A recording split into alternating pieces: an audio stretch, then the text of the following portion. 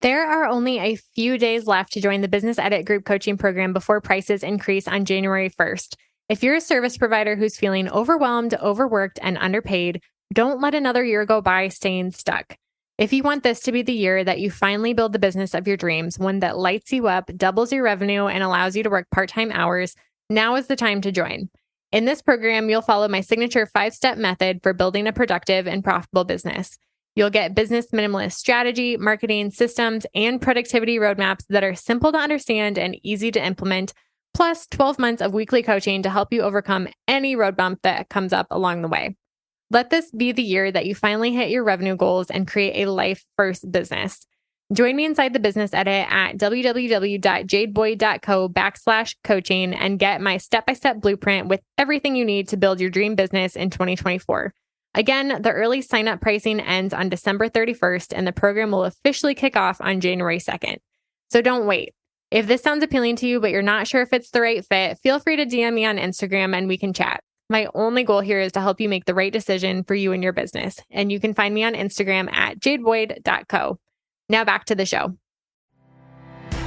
Welcome to the Business Minimalist Podcast, a podcast about redefining productivity for the modern woman in business and finding ways to work smarter, not harder, in business and life.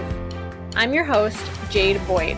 I'm an MBA, business strategist, and mentor who helps overwhelmed business owners simplify and scale their service-based businesses with strategy and systems.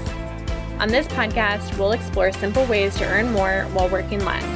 If you're ready to scale your business, bring order to chaos, ditch the busy work, and make space for what really matters, you've come to the right place. Welcome to the Business Minimalist Podcast. Today, I am super excited to have Cassie Beech on the podcast. Cassie is an interior designer. We met on Instagram, actually, and we met in person for the very first time in April when I was at a retreat in Sioux Falls. And within 10 seconds of meeting each other, somebody asked us if we were sisters, which is just hilarious. My favorite story about Cassie, but I've really enjoyed getting to know her. And we have so many conversations in our DMs about interior design as I'm doing these crazy projects in my house and watching the work that she's doing.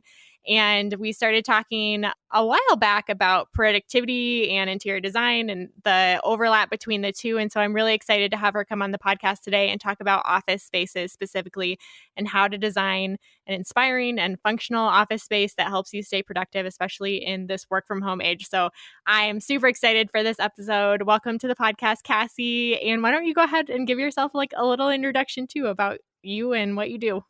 Absolutely. Well, first, thanks for having me. I'm an interior designer. This is going into my 5th year of business, and it really all started by accident. Stumbled into it, lots of prayers, and just staying home, focusing on my kids. I was really desiring some of those things to fall off my to-do list and stay off the list. So I started working on my home, and it's just evolved and grown into a full-time business, and now have 2 assistants working with me who are also busy mamas. So tell us about the moment when you knew that you were going to take this full time. What did that journey look like for you? You know, it definitely wasn't like a clear, crisp. I used to joke, like, I really wish a neon sign would pop down from above and God would say, Cassie, this direction, go here. But it was really more of an evolution of, I kind of started it and then I wanted to do it really part-time. And then it just really was more of a slow progression. I would say 2 years ago, I really knew like my goal was to do this full time and build it out. And this is the first year both my kids are in school full time. So this year is when I've really thrown all in. And it's beyond what I can even recognize now. So it's fun. I really enjoyed. I haven't been following you for 5 years, but a couple years maybe. And I really enjoyed seeing like your client projects and how your business and your projects have evolved over the past couple of years and just getting kind of behind the scenes look into the work that you do. I'm obviously fascinated with interior design, so it's really fun to see the work that you're doing. Along with that, I want to know, so on my own journey as a novice designing my own house or trying to, I watch a lot of HGTV and Magnolia Network. And I feel like over the past couple of years, I've started to realize that I'm able to see other people's mistakes, like especially first time fixer mistakes. I'm like, oh, They think that's going to be cheap. Nope. I know that now. But when I was first, like, there's so much that you have to learn. when it comes to interior designing. And as an expert, I kind of want to know, like, what are some of the mistakes that you see some of your clients making, maybe before or even during when they're working with you, especially when it comes to office spaces, but in general too? So I would say some of the big mistakes are, if you're going to hire a designer, do it early rather than later.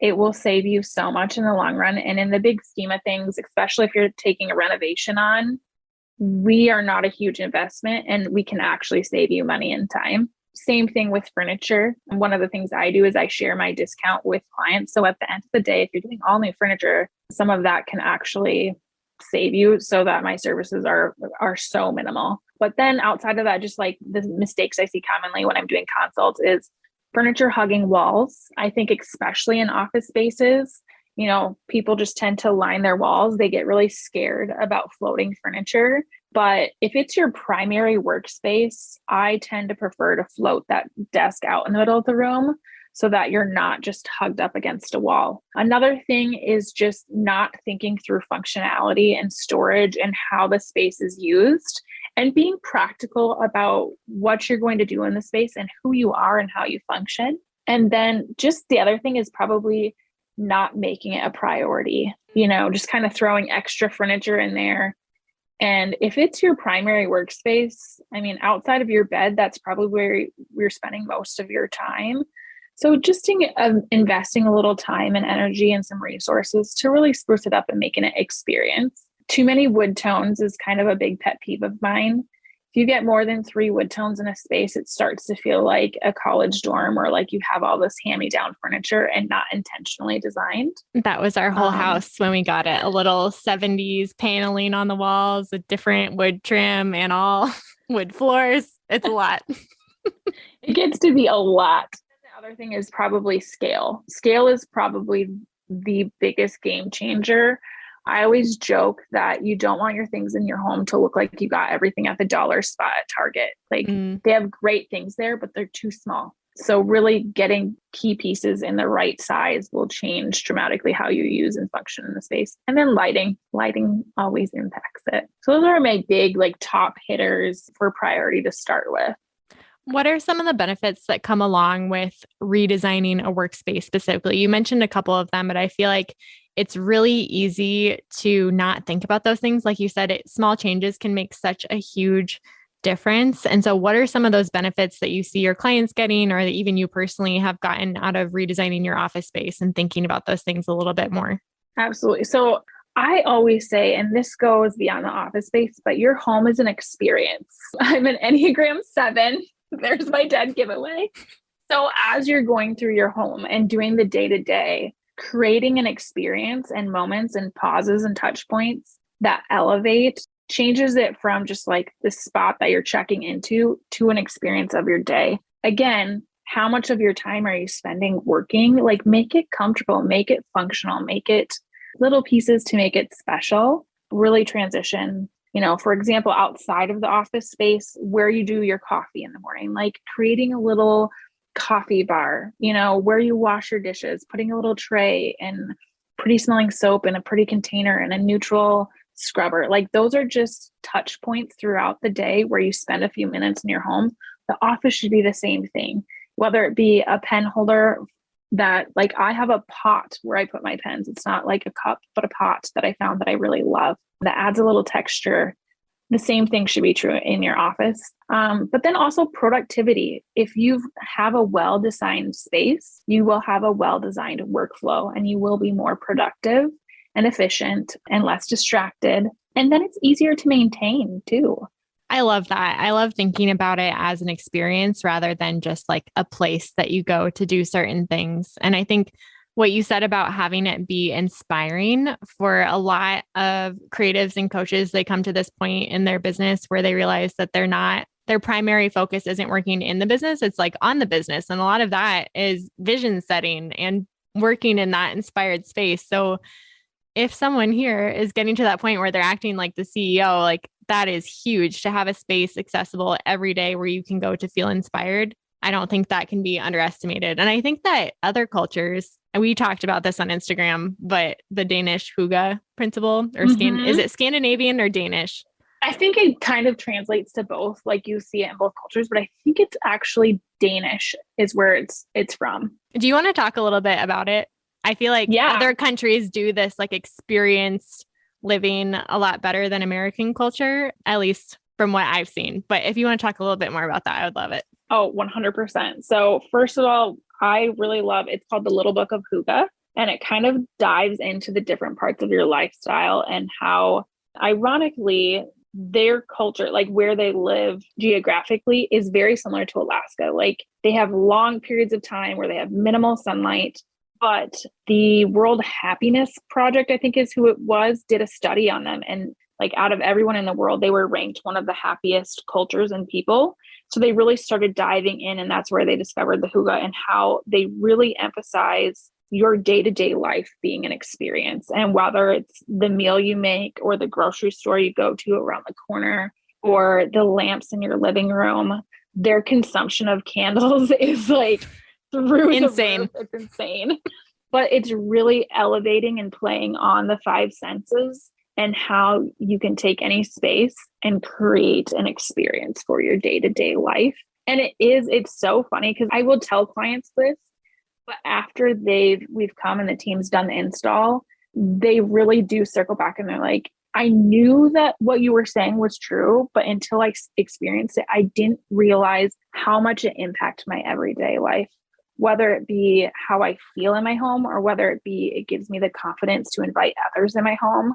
A big part of their culture is relationships and creating these tight-knit communities.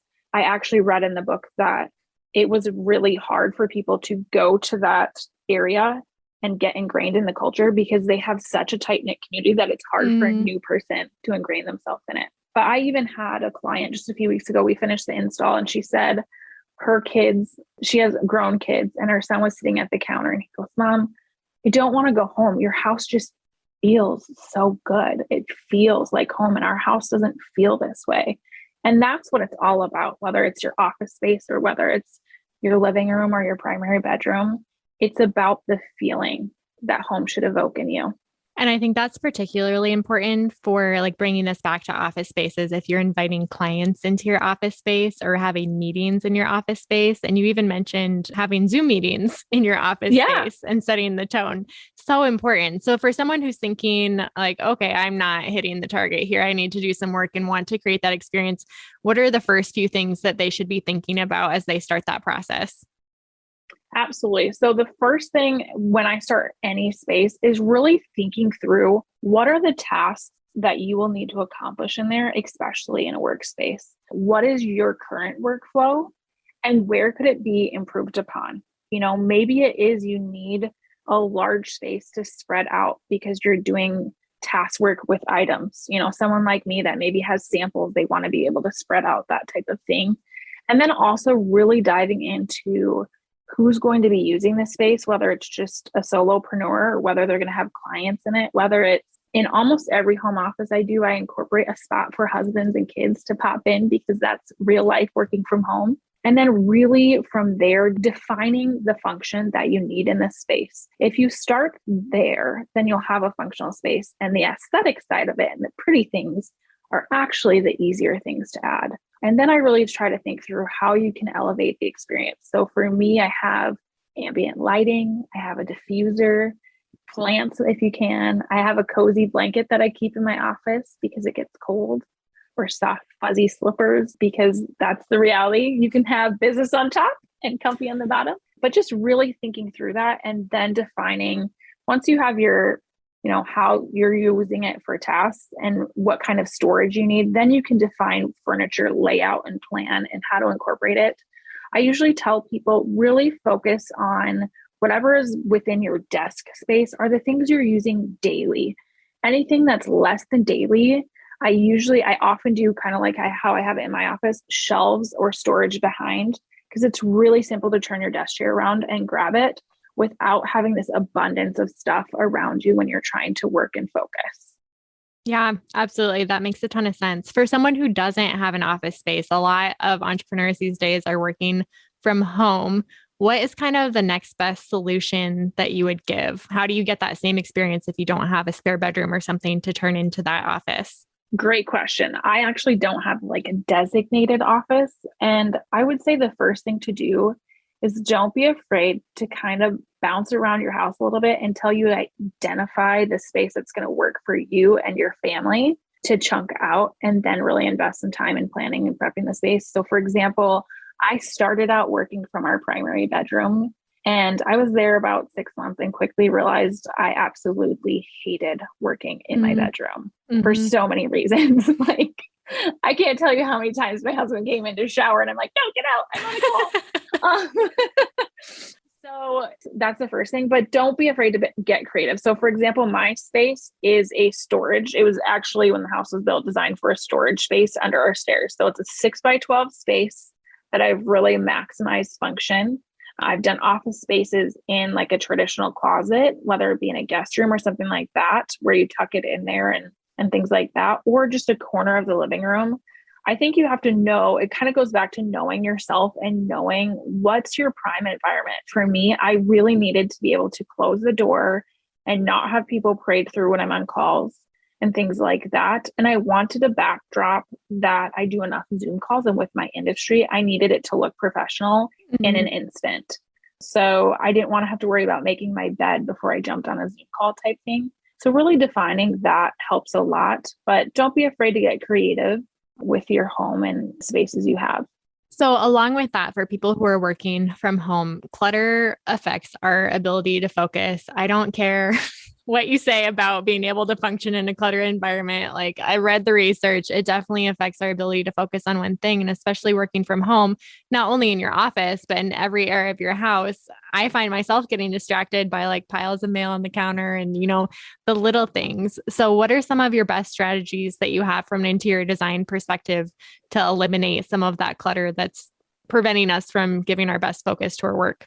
Absolutely. So the first thing is always decluttering, and then doing it again, and then doing it again and again and again. It's a maintenance thing for any home. You have to consistently declutter.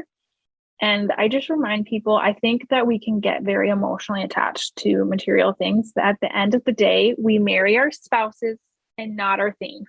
So, so often things serve a purpose, but then they go through their season where they're no longer serving us. And I have so many clients that I've come across who have too much stuff and it's no longer serving them well. It no longer feels good. And really, at the end of the day, the biggest thing they need to do is rip that Band-Aid off and get rid of the things that aren't working so that they can have things in their home that are functioning well and serving them well.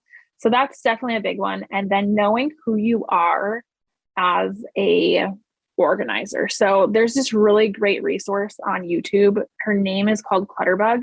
Her actual first name is Cassie, like me.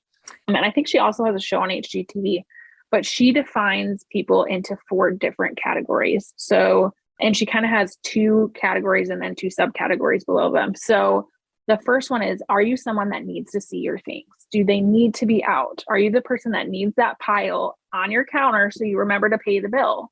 Or do you need your things out of sight so that you can focus? So that's kind of the first decision. And then the second one is, are you a macro or a micro organizer? So are you the type that's going to alphabetize your spices, or are you just going to chunk them in the cabinet together and keep them all together, or color code your closet, those types of things? Because some of us, we get all gung ho, we watch the Home Edit, we watch all these shows, we read all the books, but in reality, we come up with systems that if we really know ourselves, will not actually maintain. I cannot be a micro organizer. Like, I do not want to alphabetize things. I color code my closet, but that's as far as it goes. So really know yourself so that you can develop a system that will actually serve you well, versus one more thing you feel like you're not doing well because it's not a good system for you. So that's definitely like the big thing. When it comes to papers, I feel like offices tend to be a place for papers. One of my big go-tos, it's a really affordable solution, is just one of those stands that you can set on a shelf or on your desk or mount to a wall that kind of tiers up, and then using a bunch of folders. I get mine on Amazon, but that way you can have things. I need things out, but I need them not out while I'm working on other things. So they're not out of sight, but they're clean and crisp, but I can easily access them and I don't lose track of things. So that's kind of my personal system that I've developed for keeping things organized when it comes to papers. I want to go back. There is just so much good stuff in what you just said, but I want to go back to your first point in getting rid of things. And I'm curious, is that a difficult conversation to have with your clients? Because I feel like on the opposite end, so much of what you say about organizing interior design mirrors what I do with business owners in helping them get organized and have a clear strategy, because it often requires them to make hard decisions and say no to services or clients or ways of thinking that are very hard to get rid of. How do you kind of guide your clients through that process? Or what tips and strategies, or what, if anything, helps you get that message through?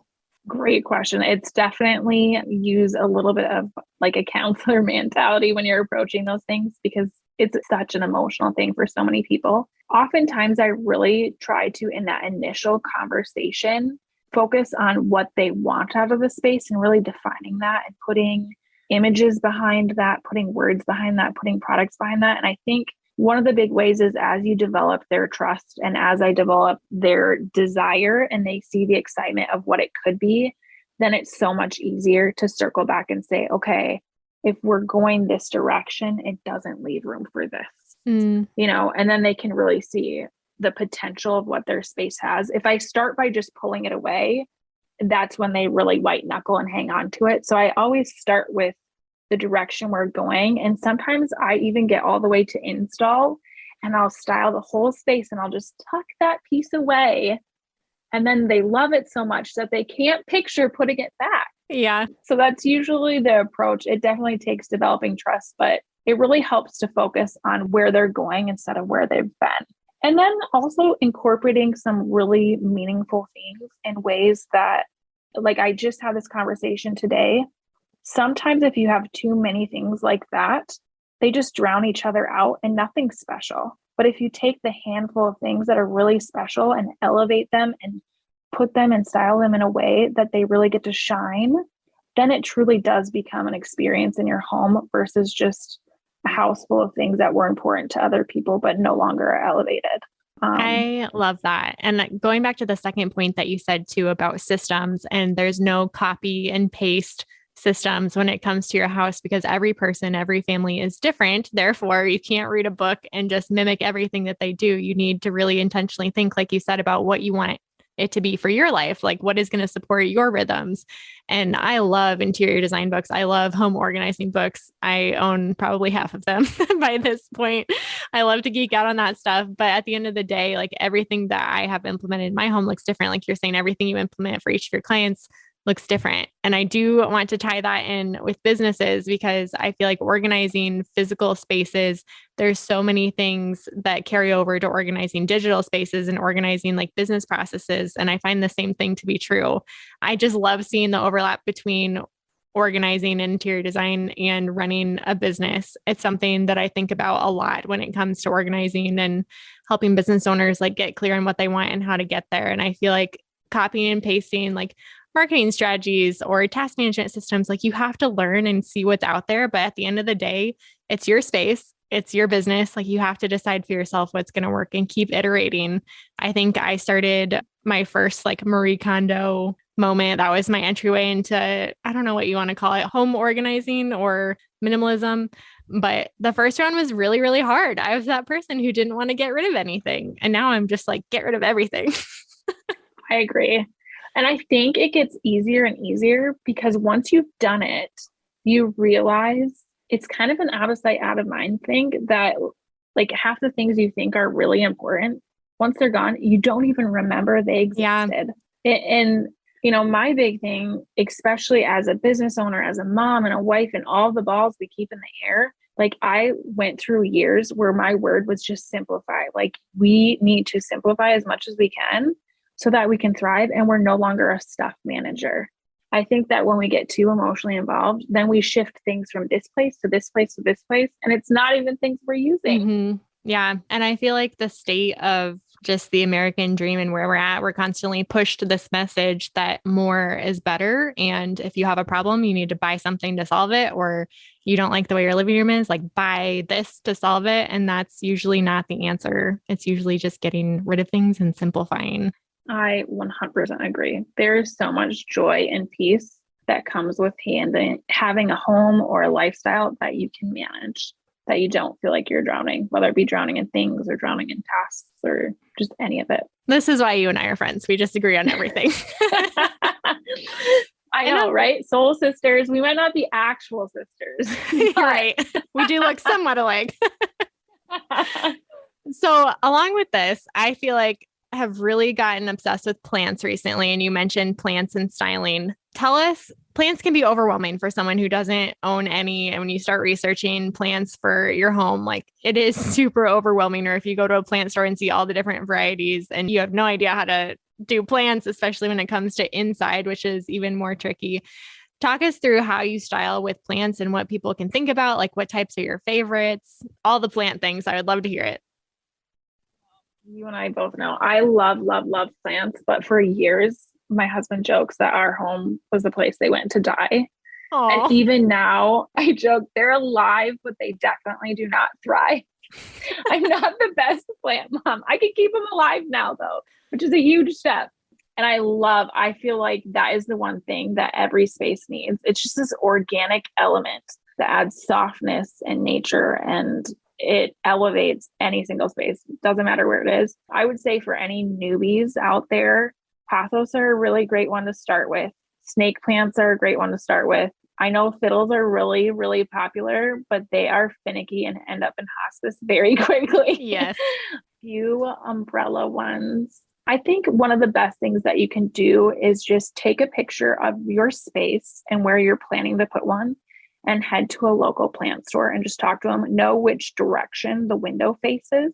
That's huge. And then the other thing, I think my biggest mistake was that I either like drowned them or neglected them entirely. And I kind of picked like either Water Wednesday or Thirsty Thursday. And I walk around and I stick my finger in my pot and see.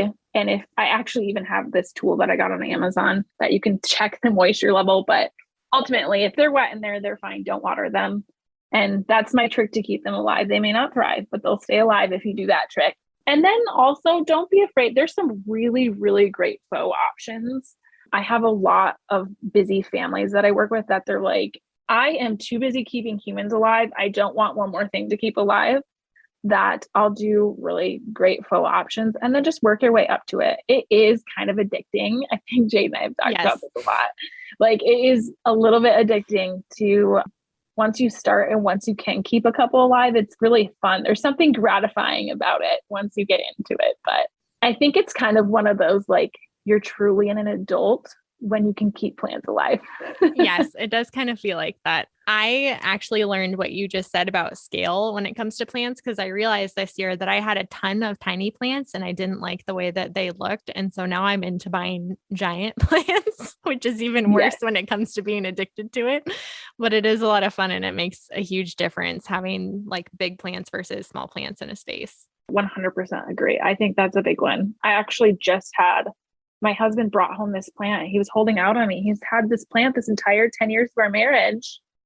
And the secretary at the office was taking care of it because he didn't trust me.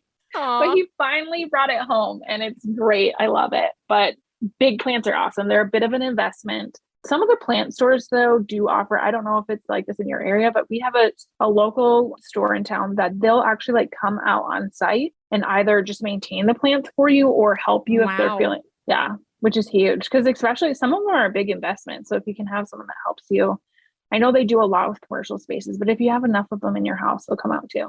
That's amazing. I have also realized the more I buy, obviously, the more time it takes to take care of them. But we're doing drywall right now. So every week I have to wipe off every leaf of every plant because they're getting so dusty. And it's like, all right, this is maybe my max now.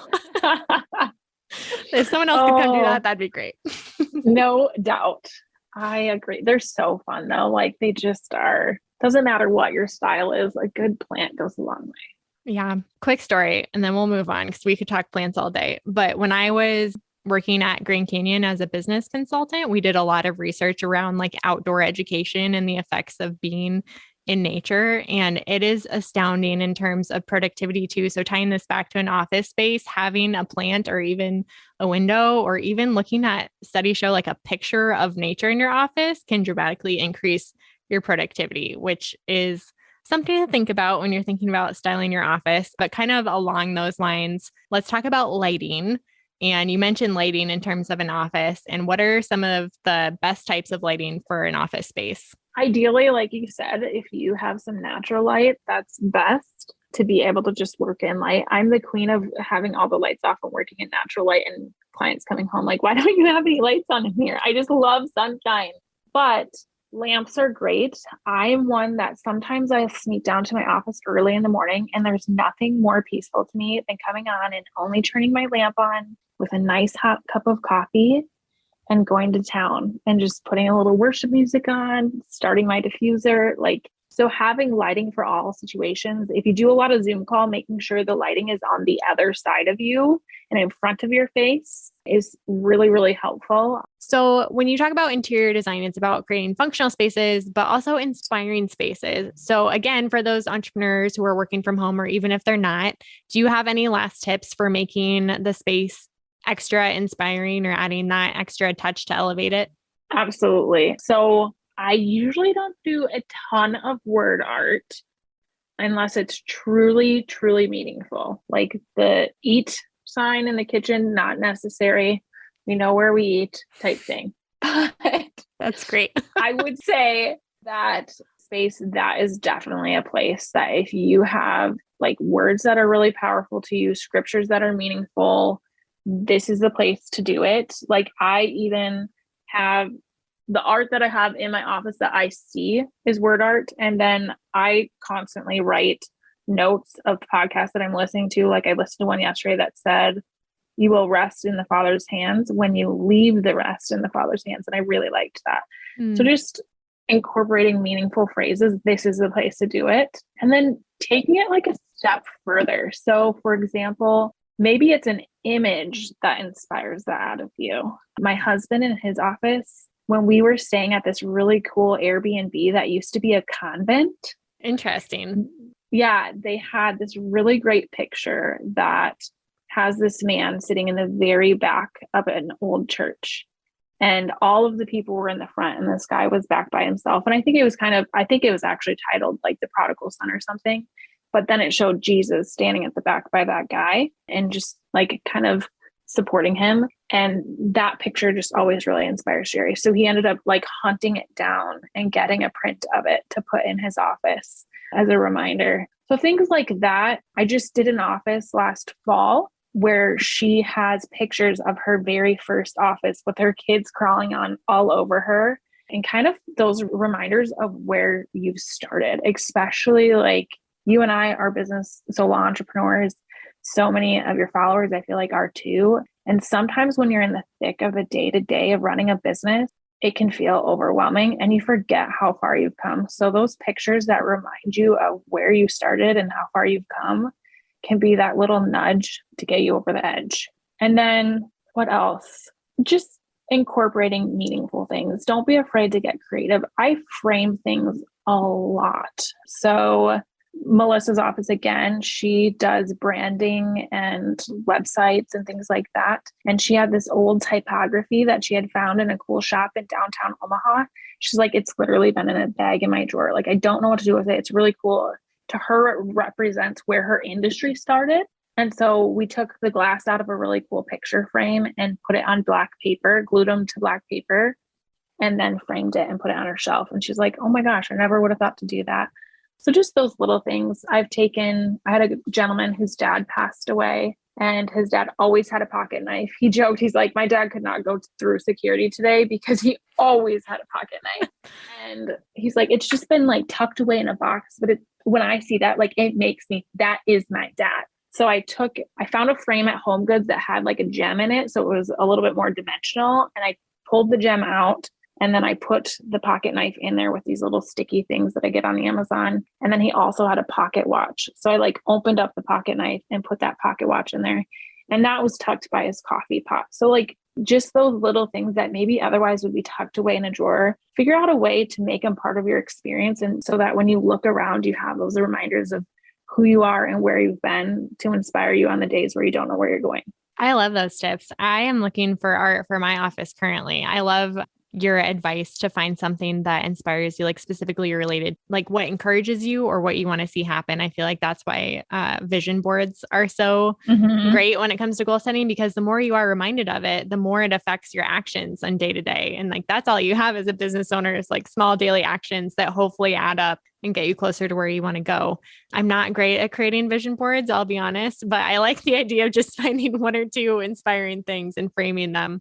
So I might be taking that. I'll probably ask for your advice later on Instagram. So deal. And actually, Melissa has a vision board in her office, and that's where she has the pictures of her first 2 office spaces. And I think with vision boards, I think a lot of people get intimidated. She's like, I want this and I want it to work, but it's always just felt sometimes they can feel like clutter more than inspiring. So taking, like, it can be simple, taking fabrics that are your brand colors and tucking them behind a picture, tucking like some clippings from a fake plant, like just really elevating them so it's not flat. Yeah. And that it's not just like these random things all over.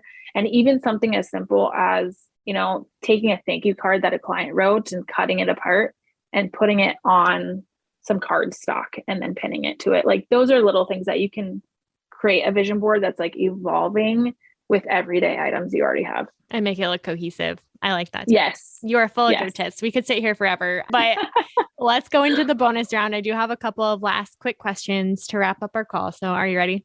I'm ready. All right. You're 7. You're always ready. What is your favorite interior design trend this year, 2022, and why? 1. If you have multiple, you can say multiple. It's me. I'm all about all of the experience, Jade. Definitely the lean and nod towards traditional bone, the millwork and moldings and all of that. That's really coming back. I love that. I think that's something that will always withstand the test of time. It's a pet peeve to have this teeny tiny 3-inch millwork. Like, take it, make it big. So that would be one. The fact that wood tones are coming back around is also another. I think wood just adds so much warmth and charm and character. And this isn't really a trend, but the fact that it's going out makes me excited is the gray everything. Like, we do not live and work in dentist's office, folks. We can have some warmth. Oh, that's so funny. That just makes me think of like the Chevron days, gray and Chevron when that was really hot. Oh yeah. Who didn't have a little chevron in their life at one point, right? You know, someday it's going to be back in. So someday it will.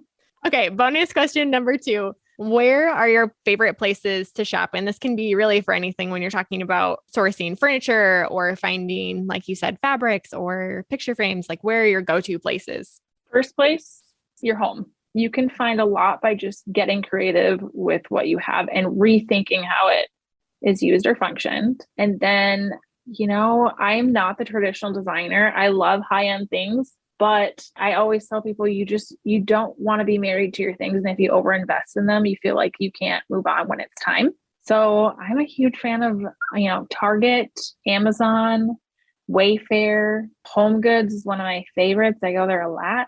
Etsy's great. Like you were talking about art earlier, you can find so many great art pieces on Etsy, whether they're already ready framed, or a great tip is just getting some ready-made frames that have a good mat and buying the rights to a print and getting it printed. Like, it's so affordable to do it that way.